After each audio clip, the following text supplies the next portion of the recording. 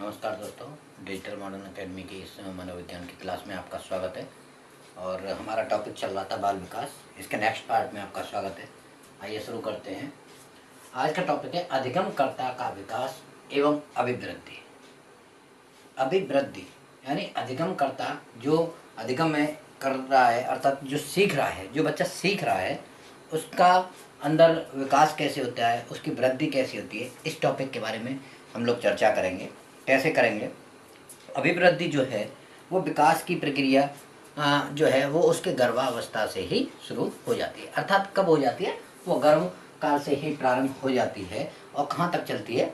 वो जीवन पर्यंत चलती है। विकास कहाँ तक चलता है? जीवन पर्यंत चलता है। अभिवृद्धि कहाँ चलती है? एक निश्चित पैरेलल समय तक चलती है, उसके बाद वो रुक जाती है। लेकिन विकास कब, कैसी प्रक्रिया है? वो जीवन पर्यंत चलने वाली प्रक्रिया है। दूसरी चीज, शारीरिक, मानसिक और संवेगात्मक सामाजिक विकास, ये सब किसकी श्रेणी में आता है? विकास के अंतर्गत आता है। यानी विकास कैसे चलता है? वो विकास जो है वो शारीरिक भी होता है, मानसिक भी होता है, संवेगात्मक भी होता है और सामाजिक भी होता है। लेकिन अभिवृद्धि, जो अभिवृद्धि है वो क्या करती है? वो बॉडी में ग्रोथ करती है। यानी बॉडी की वृद्धि, लंबाई, चौड़ाई, आकार में जो वृद्धि होती है वो अभिवृद्धि के अंतर्गत आता है। नेक्स्ट है मानव के सभी पहलुओं का जो अध्ययन किया जाता है। मानव का जो अध्ययन है वो किसके अंतर्गत किया जाता है? विकासात्मक मनोविज्ञान के अंतर्गत किया जाता है। ये कब से कब तक चलता है? ये जीवन पर्यंत चलने वाली अवस्था है। लेकिन हम जो टॉपिक पढ़ रहे हैं वो विकासात्मक मनोविज्ञान नहीं, हम बाल मनोविज्ञान के अंतर्गत ये टॉपिक पढ़ रहे हैं। ये बताया गया है कि जो मानव का अध्ययन किया जाता है, मानव का जो सभी पहलुओं का जो अध्ययन किया जाता है वो विकासात्मक मनोविज्ञान के अंतर्गत किया जाता है। नेक्स्ट आपका आता है बाल विकास। बाल विकास जो टॉपिक है, कहाँ से? गर्भ से परिपक्व अवस्था तक। विकासात्मक मनोविज्ञान कहाँ चलता है? ये गर्भावस्था से जीवन पर है, जब तक उसका जीवन होता है। आगे आपका आता है अभिवृद्धि। अभिवृद्धि जैसा हम बता रहे थे, ये किस वृद्धि से संबंधित है? आकार की वृद्धि से। देखिए, जैसे किसी की हर शरीर का एक आकार होता है। किसी की नाक लंबी होती है तो किसी की चपटी होती है। पहाड़ी क्षेत्रों के लोगों का आकार देखा जाए अलग होता है, और जो निचले जगह पर रहते हैं या समतल पर रहते हैं वहाँ का आकार अलग है। और जहाँ मरुस्थल होता है उन लोगों का आकार अलग होता है। जहाँ ठंडे प्रदेश होते हैं वहाँ का। तो ये सब जो है ये वातावरण के अनुरूप भी डिपेंड करता है कि किस क्षेत्र के आदमी किस तरीके से हैं। तो अभिवृद्धि जो है वो शारीरिक वृद्धि है, न कि मानसिक वृद्धि। लेकिन विकास जो है वो शारीरिक वृद्धि के साथ साथ मानसिक विकास। मान के चलिए बॉडी ने ग्रोथ की, लेकिन कितनी ग्रोथ हुई, कितना उसका दिमाग का डेवलपमेंट हुआ, क्या वो सोच रहा है, क्या वो सामाजिक अब आकार उसका बड़ा हो गया भीमसेन जैसा, लेकिन जो विकास है उसके अंदर वो नहीं है। उसको बात करने की तमीज़ नहीं है, समाज में किस तरीके से उसे बोलना है, ये सारी चीज़ें उसके अंतर्गत नहीं आती हैं। वो बोल रहा है, मतलब उसकी बुद्धि तो है छोटी लेकिन आकार उसका बड़ा है। तो वो क्या हुई? वृद्धि हुई, न कि विकास हुआ। क्या हुआ?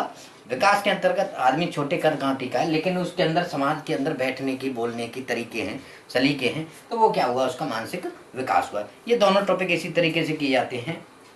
दोनों चीज़ों में सबसे बड़ी चीज़ है, आगे हम आपको बताएंगे कि श्रीमती हरलॉक ने किस तरीके से मानसिक विकास जो है, विकास और वृद्धि को परिभाषित किया है, अलग अलग तरीके से किया है और किस तरीके से किया है। आइए हम शुरू करते हैं उसको। इसका आप एक स्क्रीनशॉट ले लीजिए।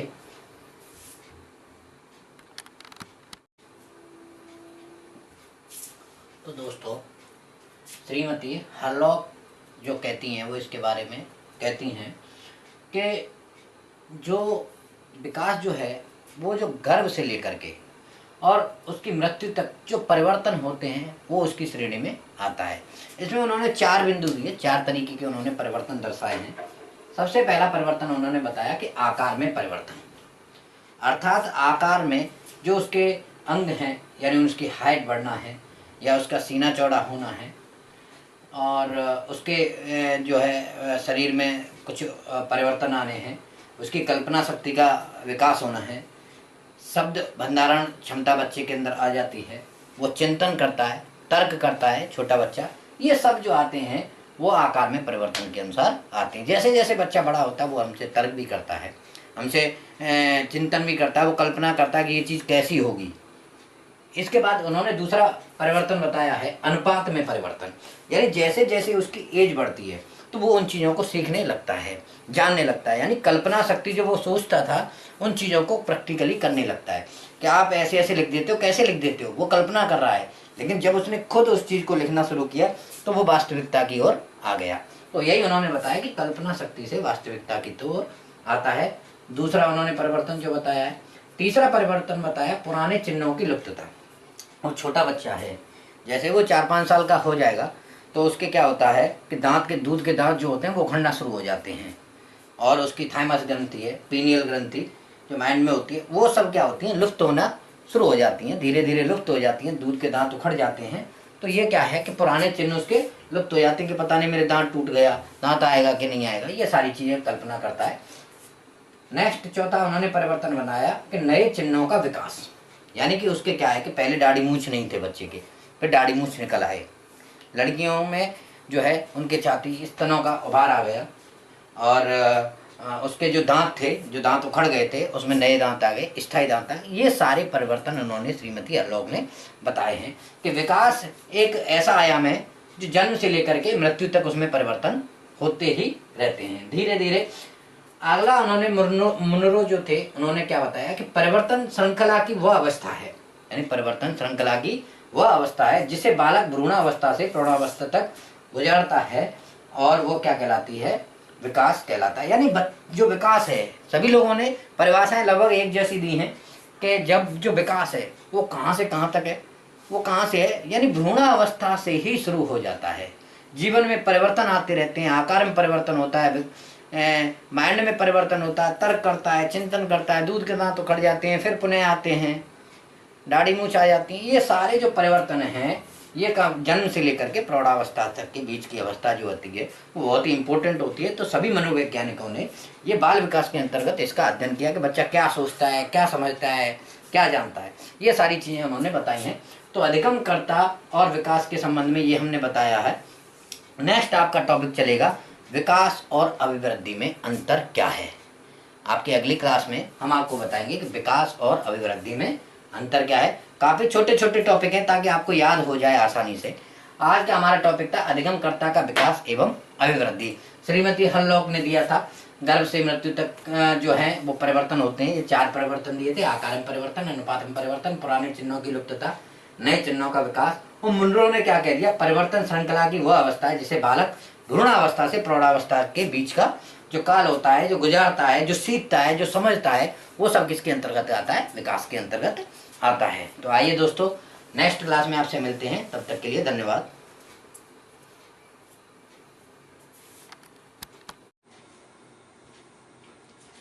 नमस्कार दोस्तों, डिजिटल मॉडर्न एकेडमी की इस मनोविज्ञान की क्लास में आपका स्वागत है। और हमारा टॉपिक चल रहा था बाल विकास, इसके नेक्स्ट पार्ट में आपका स्वागत है। आइए शुरू करते हैं। आज का टॉपिक है अधिगमकर्ता का विकास एवं अभिवृद्धि। अभिवृद्धि यानी अधिगमकर्ता जो अधिगम में कर रहा है, अर्थात जो सीख रहा है, जो बच्चा सीख रहा है उसका अंदर विकास कैसे होता है, उसकी वृद्धि कैसी होती है, इस टॉपिक के बारे में हम लोग चर्चा करेंगे। कैसे करेंगे? अभिवृद्धि जो है वो विकास की प्रक्रिया जो है वो उसके गर्भावस्था से ही शुरू हो जाती है। अर्थात कब हो जाती है? वो गर्भ काल से ही प्रारंभ हो जाती है। और कहाँ तक चलती है? वो जीवन पर्यंत चलती है। विकास कहाँ तक चलता है? जीवन पर्यंत चलता है। अभिवृद्धि कहाँ चलती है? एक निश्चित पैरेलल समय तक चलती है, उसके बाद वो रुक जाती है। लेकिन विकास का कैसी प्रक्रिया है? वो जीवन पर्यंत चलने वाली प्रक्रिया है। दूसरी चीज, शारीरिक, मानसिक और संवेगात्मक सामाजिक विकास, ये सब किसकी श्रेणी में आता है? विकास के अंतर्गत आता है। यानी विकास कैसे चलता है? वो विकास जो है वो शारीरिक भी होता है, मानसिक भी होता है, संवेगात्मक भी होता है और सामाजिक भी होता है। लेकिन अभिवृद्धि, जो अभिवृद्धि है वो क्या करती है? वो बॉडी में ग्रोथ करती है, यानी बॉडी की वृद्धि, लंबाई, चौड़ाई, आकार में जो वृद्धि होती है वो अभिवृद्धि के अंतर्गत आता है। नेक्स्ट है मानव के सभी पहलुओं का जो अध्ययन किया जाता है। मानव का जो अध्ययन है वो किसके अंतर्गत किया जाता है? विकासात्मक मनोविज्ञान के अंतर्गत किया जाता है। ये कब से कब तक चलता है? ये जीवन पर्यंत चलने वाली अवस्था है। लेकिन हम जो टॉपिक पढ़ रहे हैं वो विकासात्मक मनोविज्ञान नहीं, हम बाल मनोविज्ञान के अंतर्गत ये टॉपिक पढ़ रहे हैं।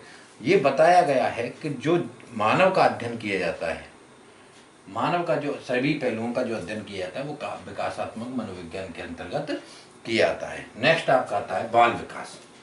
बाल विकास जो टॉपिक है, कहाँ से, गर्भ से परिपक्व अवस्था तक।